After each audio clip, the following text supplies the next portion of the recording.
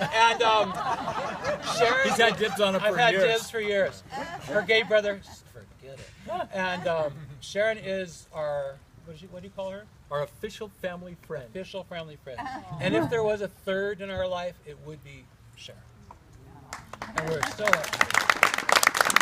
We love you, Sharon. We love you, Sharon. And that's my announcements. Okay. So, with all that's going on and everything, there's one question that I have neglected to pose. So, if you guys will indulge me for a minute, I have one question for you. Oh, Michael, yes. will you marry me? I will. Well, you know what? Jim's here. Jim's here. So he's gonna marry us. He's gonna marry me! Yay!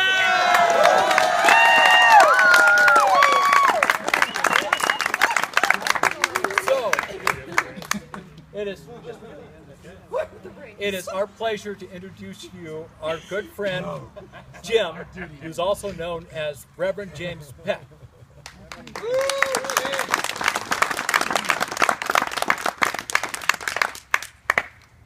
Dear friends, we are gathered this evening to give thanks for the gift of marriage and to witness the joining together in marriage of Michael Lauren Akridge and Dale Lee Deere. Marriage is an act of faith and a personal commitment, as well as a moral and physical union between two persons. Marriage is the best and most important relationship that can exist between two human beings. As all of us have already witnessed, Michael and Dale have shared a deep and magical love for many years. These two men are meant to be together. Today, they are further confirming their commitment to one another by getting married. Imagine. In 2006, the universe brought Dale and Michael together. A stranger in San Francisco, whom we have not been able to track down, pointed Michael in Dale's direction. They met at a coffee house, met again, and then met some more, and their love and friendship took root, grew, and continues to thrive today. The story of today's celebration begins before Dale and Michael first met. A year ago, this wedding would not have been possible. In March 2000, California voters passed Proposition 22, the Knight Initiative, limiting marriage to one man and one woman. In 2004, Gavin Newsom, then San Francisco's mayor, now our lieutenant governor, authorized the issuance of marriage licenses to same-sex couples. Over 4,000 couples were united under this authorization. The authorization was challenged in the courts, and on August 12, 2004, the California Supreme Court invalidated those marriages, a heartbreaking decision. But the legal challenges to California's one-man, one-woman law continued. On May 15, 2008, the California Supreme Court ruled the one-man, one-woman law was unconstitutional, thus overturning the Knight Initiative. Yay. Yes.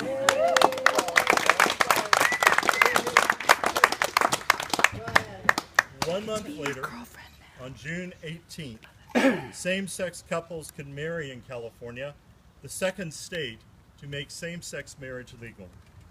Michael and Dale attended the very first same-sex wedding performed at the Butte County Courthouse.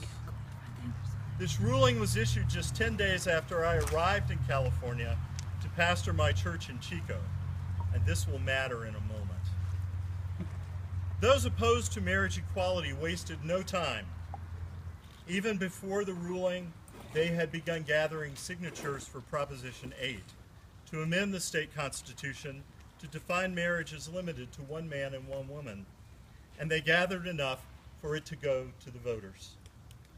Dale and Michael wasted no time either in joining the fight for equality, attending the very first meetings in Butte County to organize the No on 8 campaign in our community. That is where I met them, at that meeting. They became my first friends in the community outside of my church members, which makes it an honor, an immeasurable honor and joy to be presiding at your wedding. Michael and Dale were vigorous campaigners. They donated money, attended rallies both locally and at the state capitol. They placed yard signs, appeared on television, attended school board meetings, and spoke clearly and consistently to friends and family about the importance of marriage equality. They went beyond bumper stickers, getting a personalized his and his license plate on their car. In Butte County!